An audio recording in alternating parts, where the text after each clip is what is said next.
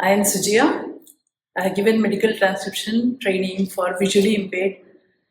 When I was giving the training, I had problem in explaining the internal organs about their position and how they will be arranged and all that.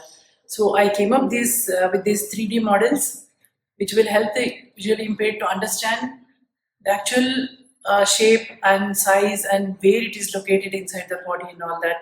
So I have used different materials, different textures to represent different parts of the internal organs, so that they know when they are moving from one organ to another, there is a difference in the structure for them to understand better.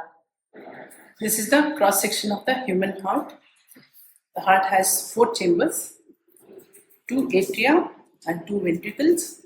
Here the 2 colors are shown, red and blue, to make them understand like which side has the oxygen for blood or deoxygenated blood will be there in the heart, and which side has the oxygenated blood.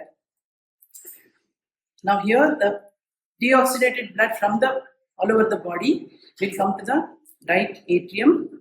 This will contract and push the blood to the right ventricle. From here the blood gets pushed through the pulmonary artery, which then further divides into 2, which goes to the right and the left lung. In the lung, the blood gets oxygenated, and the oxygenated blood comes to the left atrium.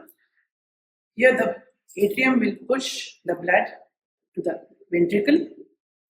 The ventricle will again contract and push the blood through the biggest artery called the aorta, which further divides down to many branches, arteries and capillaries, which supplies blood throughout the body. Now these contractions happen at the same time. These 2 contract at the same time, and these 2 contract at the same time. Here the difference of texture is there for the students to understand the difference between the artery and the vein and the artery.